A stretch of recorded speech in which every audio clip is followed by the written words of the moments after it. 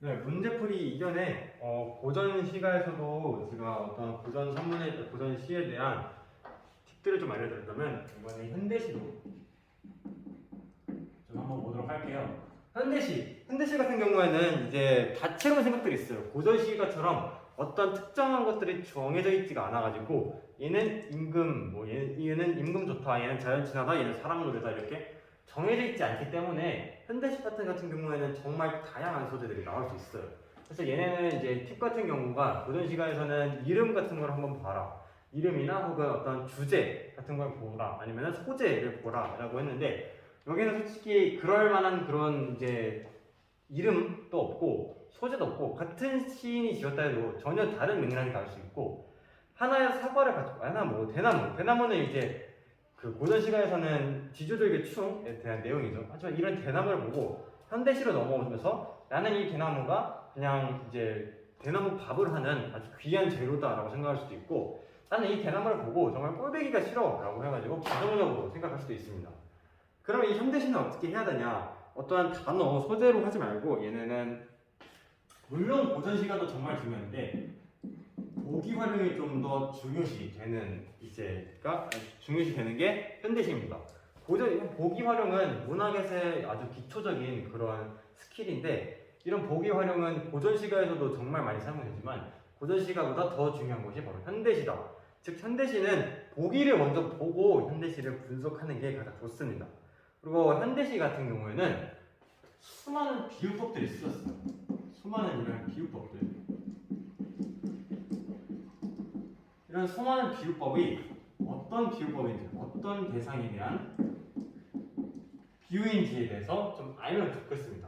예를 들어 모모인 듯, 모모 같은 이런 같은 경우에는 이 앞에 것들이 과연 어떤 것을 의미하는지, 이 어떤 것이 어떤 것을 의미하고 어떤 것을 상징을 하는지 이런 것들을 해가지고 도출을 하면은 이제 어느 정도 맥락, 소재가 잡혀요. 여기서 소재가 여기서 좀 잡힙니다. 그렇다면 이 소재를 가지고 이 시적 화자가 있어요. 이 화자가 이 소재에 대해서 어떤 감정을 느끼는지, 어떤 기분을 느끼는지, 어떤 상황인지 이런 게 나옵니다. 예를 들어 이제 물결같이 아름다운 시계라고 합시다. 여기서 물결같이 아름다운 시계니까 여기서 물결이라는 것에 대해 비유가 쓰였고 중요한 여기 시계, 아름다운 시계가 주어져. 그러니까 얘는 어떤 것을 의미했냐? 시계를 의미한다. 물결이 시계를 의미하는데 이 물결같이 아름다운이라는 저기 아름다운 즉 이 소재에 대해서 화자가 아름답다고 느끼고 있어요. 즉 아름다운 기분을 혹은 감정 혹은 상황 이런 것들을 종합을 해보면은 얘가 좋다라는 의미 정도는 우리가 알 수가 있죠. 이렇게 소재에 도출을 해가지고 화자가 어떤 감정을 느끼는지를 하면은 현대시 풀 때 좀 용이하게 풀 수 있습니다. 또한 이렇게 이제 소재, 뭐뭐같이라는 것도 중요한데 이런 시를 볼 때 슬라이스 치는 것도 정말 중요하거든요. 예를 들어 뭐라 적혀 있고 뭐하 면이라고 적혀 있습니다. 여기서 딱 끊고 이렇게 읽고 여기 따로 이렇게 해가지고 좀 생각을 하면은 이런 뭐뭐같이도 같이 이런 것도 딱 끊으면은 얘가 어떤 것을 의미하는지 이 소재를 알 수 있고 이 소재를 통해서 어떤 기분을 느끼는지라고 바로 알 수가 있습니다. 이렇게 해서 현대시를 풀면은 조금 쉽게 풀 수가 있어요. 그래서 첫 번째는 보기를 이용하고 두 번째는 소재나 이런 것들을 이제 비유법들을 찾아가지고 대상이 어떤 느낌인지 보면 됩니다. 그 대상에 대한 상황을 좀 보면은 이제 할 때 좀 나을 수도 있어요.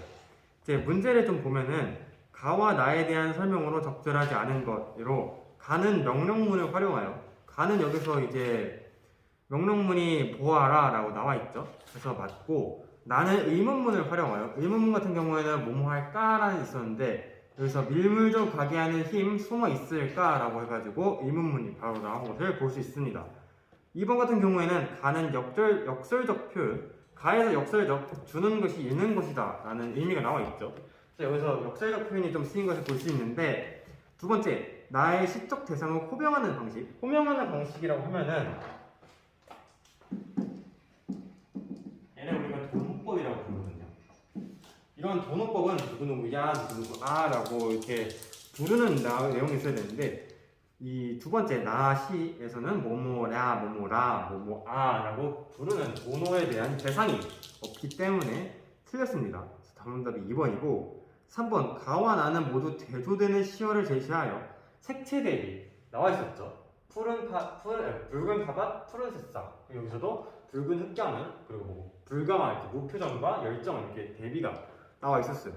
이런 대비를 통해 화자의 의도, 즉 여기는 열정, 여기는 의지 이렇게 의도를 할 수 있고, 가와 나 모두 빗대는 대상, 빗대는 방식, 즉 비유법을 사용을 해가지고 대상에 대한 생각을 드러내고 있다. 비유법은 뭐뭐하듯 뭐뭐하지라고 여기 많이 쓰인 것을 볼 수 있죠. 5번 가와 나 모두 유사한 통사 구조의 반복. 자, 가 같은 경우에는 동일한 시행이니까 동일하다는 것은 유사하다고 할 수 있죠.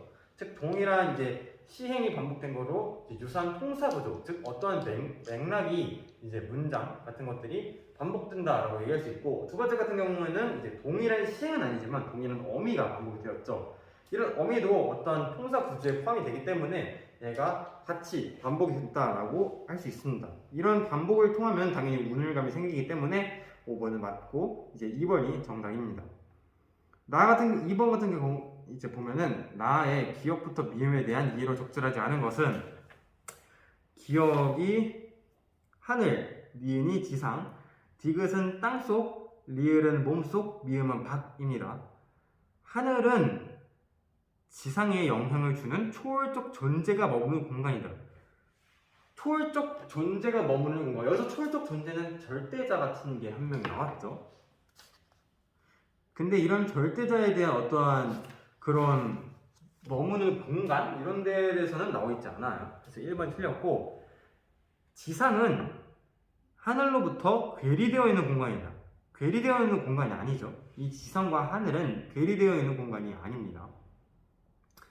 땅속은 지상과 달리 인간의 운명을 확인할 수 있는 공간이다.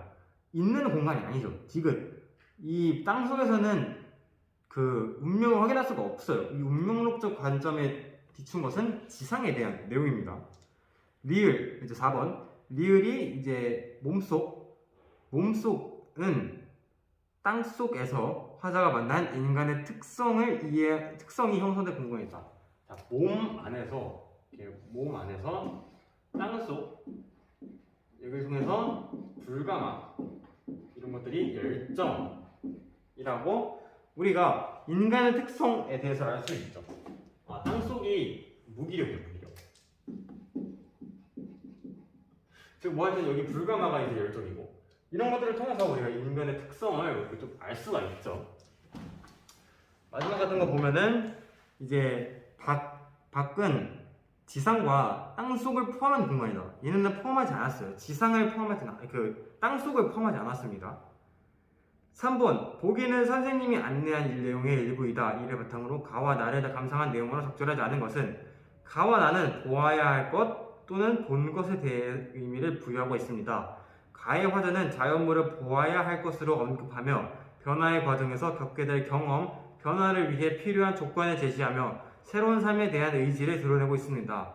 나의 화자는 일상생활에서 본 사람들의 외면에 대한 인상을 드러낸 후 그 속에 감추어진 힘의 근원에 대해 생각하고 있습니다.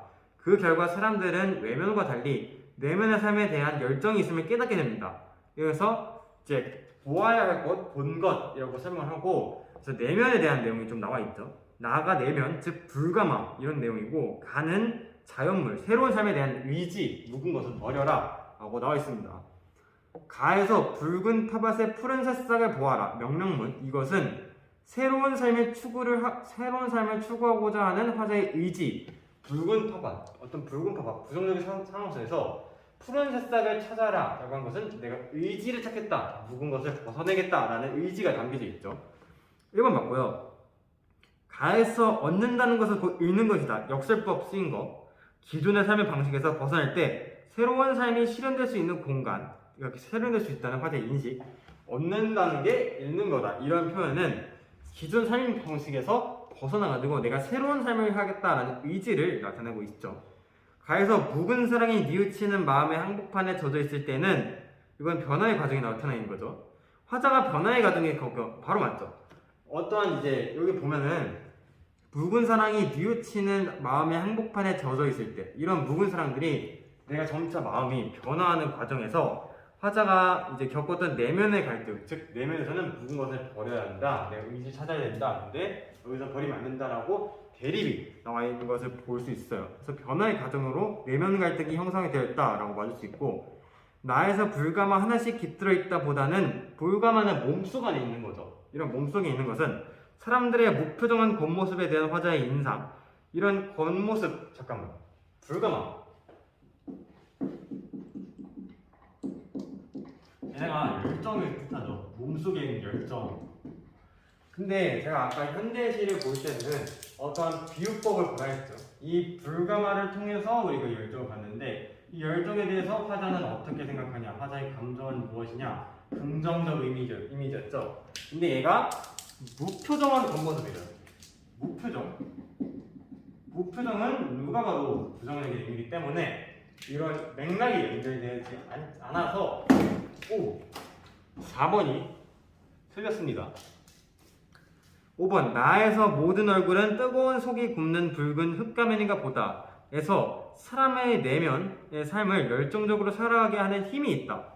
모든 어떤 얼굴에는 뜨거운 속이 굽는 붉은 흙가면인가 보다 라고, 열정적으로 살아가려는 의지가 있구나 라고 화자가 깨달은 것으로 알 수 있습니다. 이렇게 해가지고 현대시 12강도 맞춰봤는데요. 현대시 12강 같은 경우에는 이제 주제가 조금 이제 현대에 정말 스탠다드한 그런 주제이기 때문에 보시면 될 것 같습니다.